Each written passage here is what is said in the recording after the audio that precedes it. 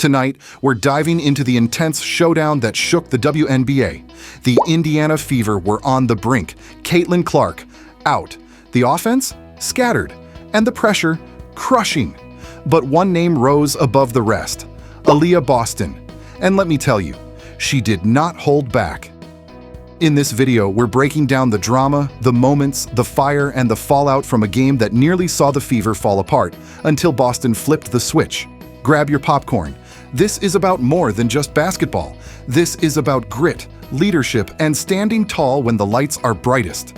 You know what? I like the way he's done that, and it gives you small goals to work towards to the greater good as you work your way down through this season. But offensively,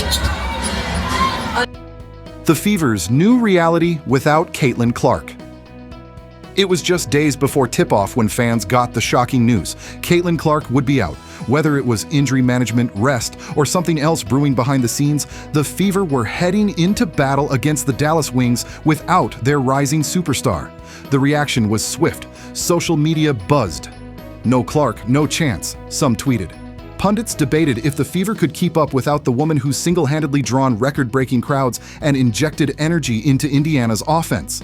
But for the players, there was no time to dwell. Game plan adjustments were made, and eyes turned to one player to anchor it all: Aliyah Boston. Her shots are three. Now they switch. Howard guarding Enrique. Off, beautiful pass. Liu. That is controlled footwork. They're not going to want to get picked off like that a lot in this game. It's going to hurt. Pressure on Boston's shoulders. Aliyah Boston isn't new to pressure. National champion at South Carolina, top draft pick. But this night, this felt different. With Clark sidelined, the defense had to bend, and the offensive load shifted dramatically. Every play seemed to run through Boston. The Wings knew it, and they came with a plan. Double teams, high traps, full court pressure. Yet Boston didn't flinch. Early on, she banged in the paint, powered through contact, and put up a quick 8 points. It wasn't just her scoring, it was the way she handled the weight of expectation. You could see it in her face: frustration, focus, and a burning desire to not let this game slip away. Because they do such a good job of shooting from the outside, they got to go inside out. So they're moving you, and even though there's 5-4 in the shot clock.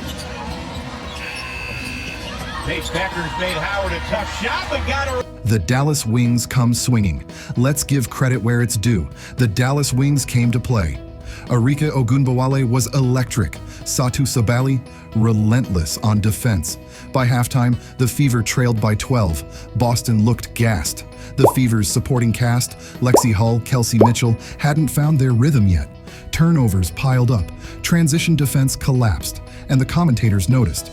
One ESPN analyst said, "You can feel Caitlin Clark's absence in every possession." That statement lit a fire in the second half, because what came next was less about basketball and more about Aliyah Boston's heart. Back to Becker, shot clock at 10. Becker's with a move with the right hand, count it. Here is James. Alicia Gray picks her up. James, tough shot, got it. Wings up by 6 on an... Boston's locker room speech, sources reveal. Multiple sources confirmed what happened in that locker room during halftime, and it was raw. Boston stood up. She didn't yell, but her voice was powerful. She reportedly said, "You all think this is Clark's team? She's great. But we are the Indiana Fever, and tonight, we prove that." She called out the defense. She challenged her teammates. She demanded movement, accountability, and pride. One insider told us that locker room shifted in tone. Everyone snapped into game mode because Boston did what captains do. She raised the standard. They're going to score. That's a great shot right there. Here is Jones being guarded by Alyssa Smith. Smith swats it away. Opens it up for Canada. James stays with her. Coffey has to give it up. Howard. The third quarter. Comeback. What followed was nothing short of a rally. Aliyah Boston exploded in the third quarter, posting 12 points, 6 rebounds, and 2 blocks in just 10 minutes. She ran the floor like a guard. She hit fadeaways like a vet.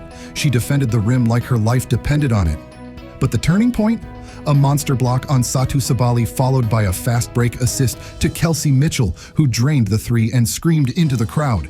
Momentum shifted, fans rose, the Fever bench erupted. It wasn't pretty basketball, but it was passionate. Launches, buries it.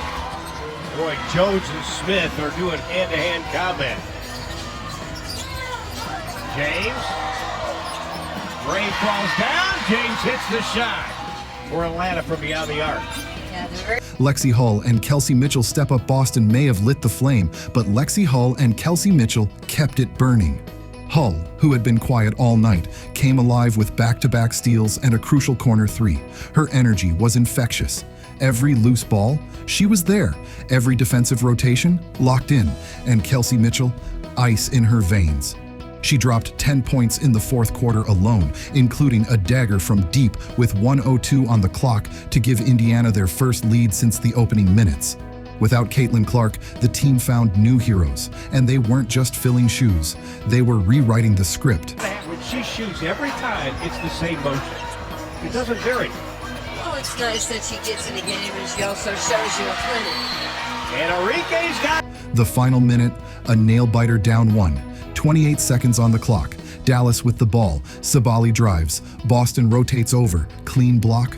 Fever rebound. Timeout. Boston draws up the play. That's right. Draws up.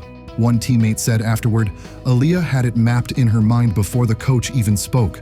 The play unfolds. Boston sets the screen. Hull fakes a cut. Mitchell gets the ball. But instead of taking the shot, she finds Boston rolling to the rim. Bucket. Crowd goes wild. Fever up one with 6.2 seconds left. Dallas inbounds. Ogunbowale gets a clean look from the corner, misses. Game over. Yeah, but they probably want to start trying to get some high percentage shots and going into Reiner. And Aliyah Gray, she's got her fourth point. Post-game emotions. Boston doesn't hold back. After the buzzer, Boston didn't run to the locker room. She walked slowly, towel draped, emotion heavy. She had carried the team. And it showed. In the post-game press conference, the first question was obvious. How did it feel playing without Caitlin Clark tonight? Boston paused, then said, "We love Caitlin. She changes the game. But this isn't a one-woman team. We are a family. And families step up." Then she added, "Tonight I wanted to remind everyone who I am, who we are. I'm tired of being an afterthought. We're all here to win." The mic drop moment of the night, when she looked straight into the camera and said, "Respect is earned, not given, and we just earned a little more tonight." Ball game. You know, you have to move as a team. Look at Oh, James picks the pocket of Gray. Here is Enrique. Media reactions and fan explosions. Twitter exploded. Aliyah Boston is her, one fan wrote. This is the leader we never talk about enough. Analysts praised her command, poise, and dominance. Some even said, if the WNBA wants faces beyond Clark, Boston just proved she's got the star power too. Even Caitlin Clark tweeted during the game, "Let's go Fever." That's what I'm talking about. You could feel the mutual respect, the chemistry, and the gratitude for teammates who refused to let one player's absence define their fight. Behezi throws it up, got it. Pow, nice job hustling and beating Dallas for the rebound. On top, Aliyah for three, buries the three. What this means for the Fever going forward. Caitlin Clark will be back. But what this game proved is just how deep Indiana really is. Boston isn't just a co-star, she's a franchise leader. Hull and Mitchell have proven they can deliver when it counts. And this team? It's no longer riding one wave. It's building a storm of its own. Coach Christy Sides summed it up best. Tonight was about heart, about proving who we are, and I couldn't be prouder. What did we just witness? A team finding its voice, a leader demanding respect, and a win that means more than numbers on a scoreboard. Aliyah Boston reminded the world tonight that while Caitlin Clark may shine brightest, there are other stars in Indiana burning just as hot. So if you ever doubted the Fever, this is your sign. Don't blink.